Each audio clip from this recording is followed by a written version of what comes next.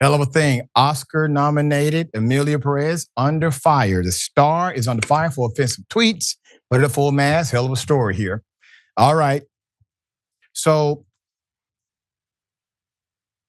Ms. Perez, star, superstar, Oscar's Best Actress nominee,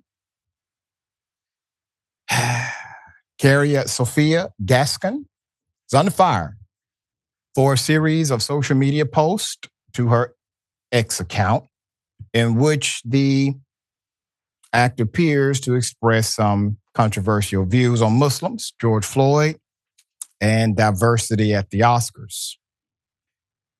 The post, many of which are now deleted, on Thursday after they were resurfaced by a journalist, Sarah Hagi, were largely posted between 2020 and 2021. One example dated November 22nd, 2020, quote, "I'm sorry, is it just my impression? Or is there more Muslims in Spain, question mark. Every time I go to pick up my daughter from school, there are more women with their hair covered and their skirts down to their heels. Next year, instead of English, we'll have to teach Arabic," end quote. Along with her post about Islam, Gascón posted a long thread about George Floyd, obviously, just days after he was killed by police, inspiring protests across the U.S. Quote, "I really think that very few people ever cared about George Floyd, a drug addict swindler. But his death has served to once again demonstrate that there are people who still consider Black people to be monkeys without rights and consider policemen to be assassins." She posted, "They're all wrong." Obviously, this is coming from the first openly trans actor to be nominated for an Academy Award. Also weighed in on the Oscar ceremony from 2021, the first held following the COVID pandemic, in which Nomadland won Best Picture. Quote, "More and more, the hashtag Oscars are looking like a ceremony for independent and protest films. I didn't know I was watching an Afro-Korean festival, a Black Lives Matter demonstration, or the 8M. Apart from that, an ugly, ugly gala." All right, let's put it up. When this happens, obviously there are people who have been rocking with you in Hollywood that sometimes will get a question. So there were also allegations that she once referred to her co-star, Selena Gomez, as a rich rat on Twitter. The alleged post says in full, quote, "She's a rich rat who plays the poor B word whenever she can and will never stop bothering her ex-boyfriend and his wife," referring to Gomez's ex, Justin Bieber, and his wife, Haley. She, however, insists that those words did not come from her. Quote, "I have never said anything about my colleague," she told CNN. "I would never refer to her that way." Freelance culture writer Sarah Hagi, a Canada-based journalist, uncovered the tweets and found herself at the center of the conversation while visiting family in Southeast Asia as she followed her journalistic instinct, researching the political leanings of the star after noticing what she described as a, quote, dog whistle in a post. What she discovered was far worse than she anticipated. Tweets in Spanish ranging from anti-Muslim sentiment to outright bigotry, all of which had remained public and actually unchallenged. During an interview with Variety, she said, "You think that with this level of visibility, someone on her team at Netflix or behind her campaign would have reviewed her tweets, yet they were still up. It wasn't just about one comment. There were tweets about George Floyd and many other things. It signaled arrogance, either a belief that these things don't matter, or the assumption that no one would bother looking.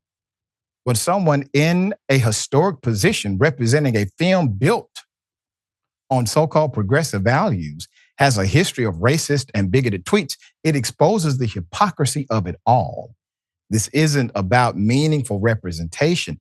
It's just marketing. And that marketing falls apart when the person at the center of it is a racist bigot. So how did Netflix not catch this? All right, let's get into it. The price of vetting a nominee's social media history and scrubbing offensive posts is minuscule compared to the cost of courting Oscar voters through tastemaker screenings, for your consideration ads, and lavish parties. A full court press that can cost upwards of $30 million, say sources familiar with the campaign spending. The cost of vetting, by contrast, runs anywhere from $5,000 to $20,000, depending on how prolific a contender is on social media. Tensions are said to be high between Gascón and the streamer, which has invested millions in the film's award push. It was flourishing as recently as January 23rd, when the film received a field-leading 13 Oscar nominations, just one shy of the all-time record. But now, at the most inopportune moment, it is on life support thanks to the revelations. In the meantime, with the final round of Oscar voting set to begin Tuesday on the 11th of February, Netflix is clearly undertaking its efforts to try to keep Emilia Perez's other nominees, including and especially Best Supporting Actress nominee Zendaya, who heretofore has been the clear front runner in her category, clear from this debris. So let's go to a Q&A. During the Q&A, London event, Costar Zoe Saldana responded to the tweet saying, quote, "I'm still processing everything that has transpired in the last couple of days, and I'm sad. It makes me really sad because I don't support it.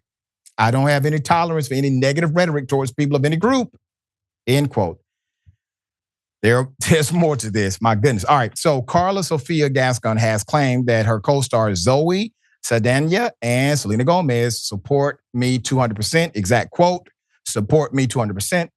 When asked about this, Saldana, taking a long blink, did not confirm that claim. Instead, she referred back to a statement she made in London. Quote, "I do not support any negative rhetoric of racism and bigotry towards any group of people. That is what I want to stand for."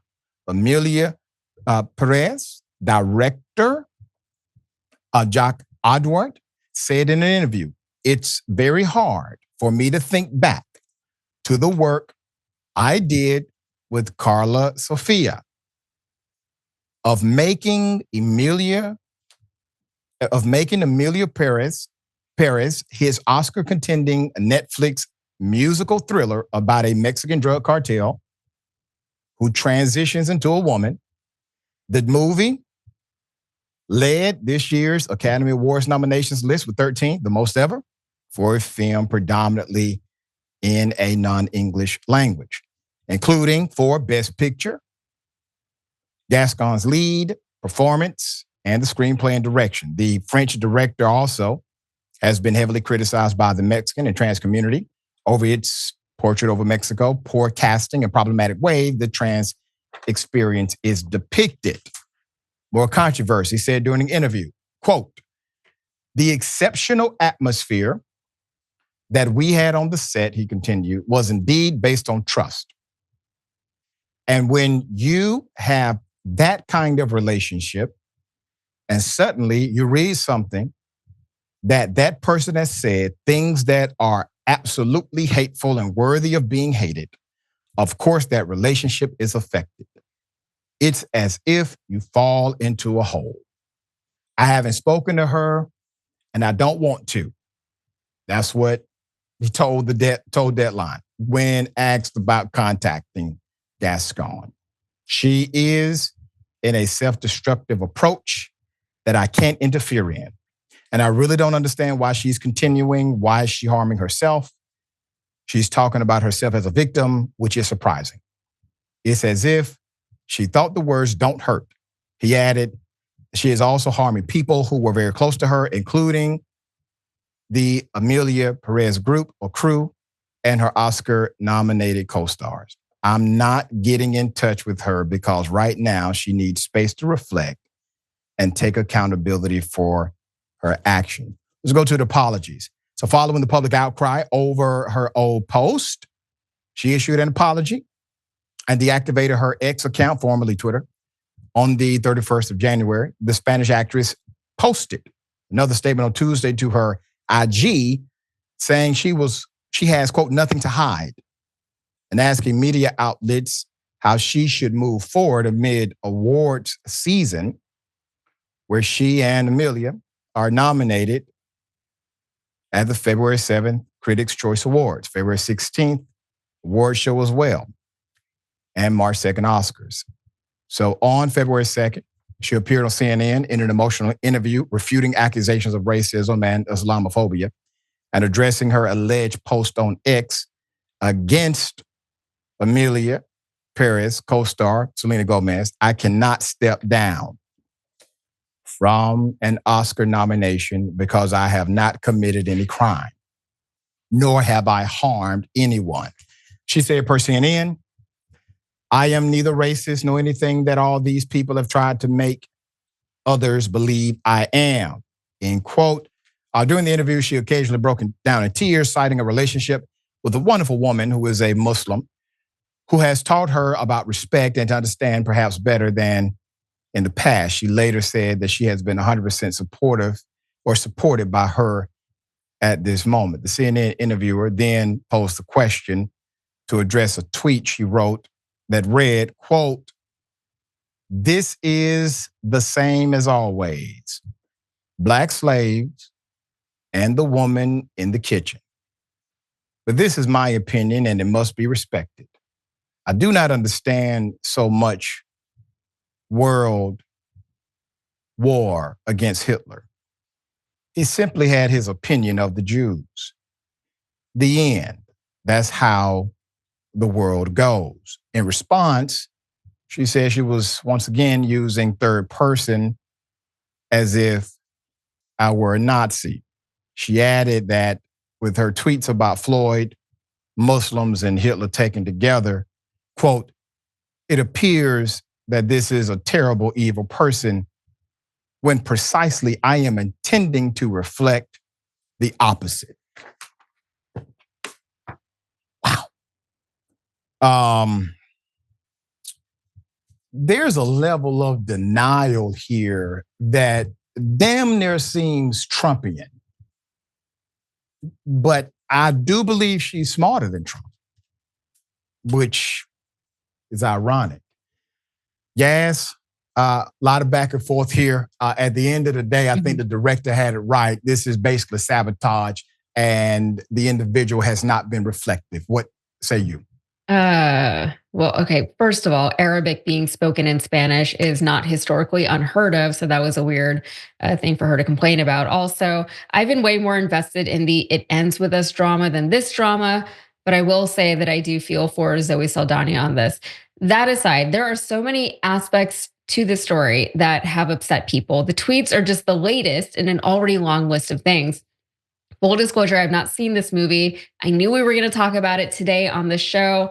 So I thought about watching it last night, but I couldn't bring myself to do it. I love a metaphorical train wreck and I love a terrible movie, but I just didn't feel, I couldn't do it. First of all, this movie has been nominated for 13 Academy Awards. For context, Return of the King was only nominated for 11 Academy Awards. In what world does this movie earn more nominations than Lord of the Rings? Secondly, it won a Golden Globe for Best Musical, beating Wicked. Again, in what world? Wicked was the most perfect screen adaptation of a stage musical I think I've ever seen. I've only seen clips of the musical numbers in Emilia Perez, but my God, they were not good. Maybe they make more sense in context, but I have not been enticed to watch the movie from the clips that I've seen. Third, this movie was supposed to be or could have been representative of both the Mexican community and the trans community, but neither of those communities felt seen or fairly represented in this movie. If they say there's a problem with this, if those communities say this movie is no good, they would know. Mexicans say that the movie portrayed them stereotypically and negatively. And the director even said that he did no research into the Mexican culture before filming a movie about Mexican people that was set in Mexico. They filmed it in France, I believe, by the way.